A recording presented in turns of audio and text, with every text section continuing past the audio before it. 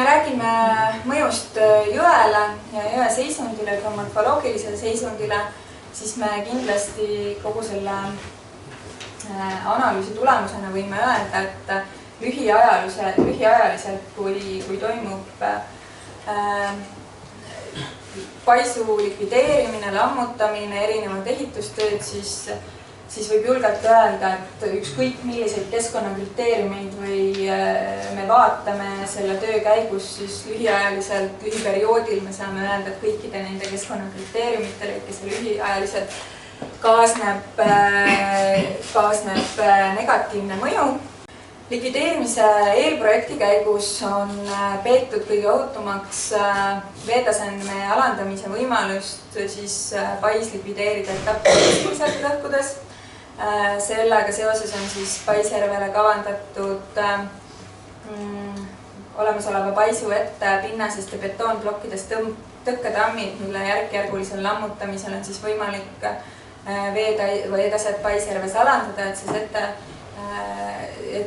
sete jääks siis sinna ette tekkivasse settebasseini, et ei toimuks ulatuslik sette kandumine allavoolu. Ja siin on need põhilised argumendid ka välja toodud, aruandes on need pikemalt käsitletud, ehk siis meie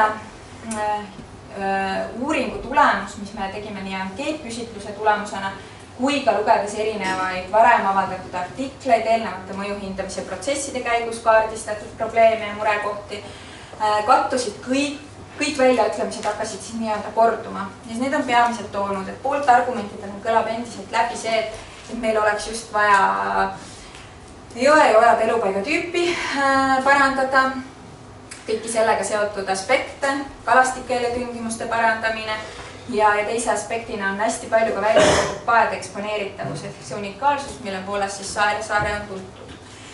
Ja nagu näha, vastuargumendid kui ka siis see jaotus vastanute osas, et meie saime tulemuseks 60% ligikaudu paisu likvideerimise vastu, 30% paisu likvideerimise poolt, siis need murekohad, et miks siis mitte paisu likvideerida, on siin nagu näete pikem, et kindlasti on selle looduskeskkonna muutus väga kallis, jäävad õhku kõlama, kindlasti jäävad sellised prognoosimatud agad, mida keegi ei oska ette näha, mis looduskeskkonnas võiksid veel ilmneda, sest keskkonnamõju hindamine ja prognoosimine on tänamatu, ehk keegi ekspertidest ei tea lõpmatuseni, mis looduskeskkonnas toimuma hakkab.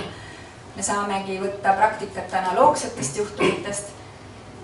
Ja paljud on toonud välja lihtsalt enda tunnetusliku aspekti, et me oleme harjunud sellise maastikulise pildiga, nagu see sellisena on olnud. Ja kas tõesti siis see rahaline panus ja ühe aspekti muutus, ehk siis parandada ainult jõgede ja ojade elupaigatüüpi ja sealset kalastikku, on seda suurt pikaajalist muutust looduskeskkonnas väärt. Lisaks meie küsitlusele ja varasemate tööde tulemusena näitas ka väga suurt vastumeelsust Generaatori ja Metsakoja koostöös läbi viidud küsitlus populaarsel veeujukil Lonni, mille tulemusena oli siis mitu tuhat allkirja, millest enamus siis oli paisu likvideerimise vastu.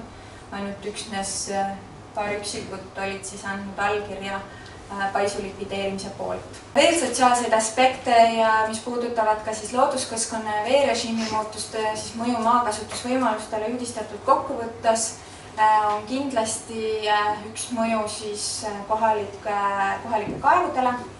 Ehk kui Paisjärv likvideeritaks, muutub kindlasti veetase ja võivad siis paljude kaevudes tekkida veetaseme kõikumine. Kui me vaatame jõe seisukohast ja tekkivate kärestikuliste mitmekesisuse mõttes, siis võib öelda, et siis meie hinnangul oleks nii-öelda see põhialternatiivi ellu rakendamine mõistlikum ja just kahe jõe kärestikulises osas kus siis vahele jääks saarestik, mis siis ilmestaks maastikut.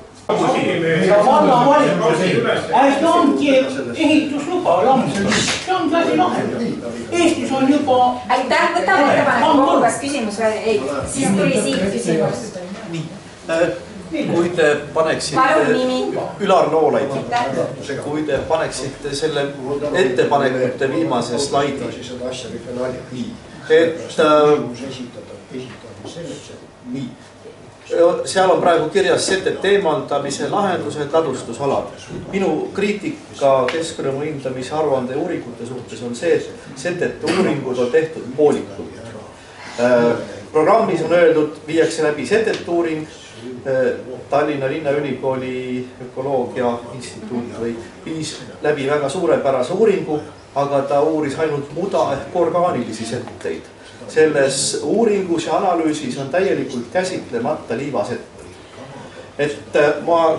Aitäh, me saime teie kirja. Kolm pilti, ja see on kriitika ja on nagu oluline aspekt üldse selles aruandes käsitlemata. Ütleme, nagu kui me räägime sellest, et mis võivad olla äärmuslikud juhtumid Kiidjärvel, siis on see, et mõnel maaomanikul võib tulla jõe äärde nii palju liivasetteid, et tal kaob, kui tal praegu on piir, läheb krundi alla, kuulub ka jõgi, et kallas nihkub nii palju, et tal ei jää enam jõge alles. Aitäh! Kas me saame õieti aru, et praegu käib võitlus selle nimel, et saada kätte see Euroopa raha ja sellega lõhkuda tamm?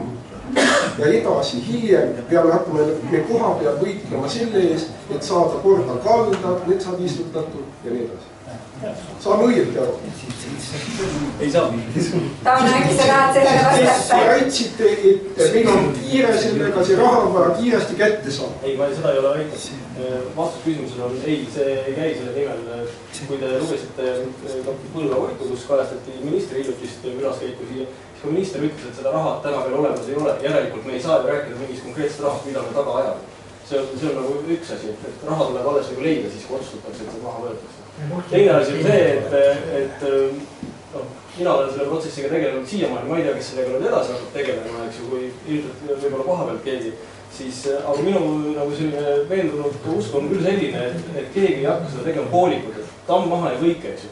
Sest et siin peab väga selgelt jääma kogu see hea korrastamine selle projekti sisse, sest muidu keegi ei taha seda kisa ära kuulata, mis siis nagu järgneb sellele. Nii et kindlasti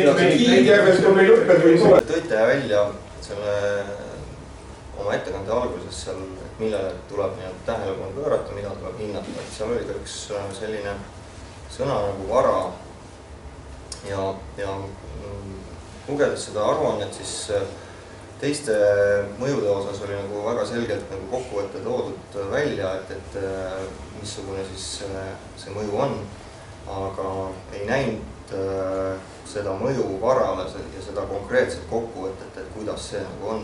Et ma ei räägi siin ainult, et ütleme generaatori üksikust huvist, vaid seal on ka ümber neid teisi paiseväärseid kinnistuid ja tegutsejaid ja sõna. Paraku pean siin vastama, nagu ma olen üritanud anda mõista, et meie keskkonnamõju hindajatena varalist hindamist kindlasti ei tee. Et lähteülesanne nägi kogu selle hankeprotsessi osas tõesti ette, et need võimalikud nõuded aktsiaseltsgeneraatori osas selgitatakse välja. Aga ekspertidena ma tunnen, et me saame tõesti tuua välja selle, kus me näeme, et otseselt Paisjärvest ja selle järve ümbrusest mõjutatud elamutel, hoonestustel või turismiettevõtjatel on see nii-öelda varaline mõju või huvigrupi, kelle osas me olemegi näiteks Lonni välja toonud, et tuleb tõsiselt kaaluda kompenseerimist. Et küsimus ei ole mitte rahas, vaid selles konkreetsuses. Olgu Kassimäe või Kassimetsa või mõni maaüksus Kiidjärve külas, millist mõju avaldab talle Saessaare paisuvee toimimine, see, et ei reguleerita ja kui alla lastakse. Ja minu ootus on ka, et need mõjud oleksid konkreetsemad välja toodud.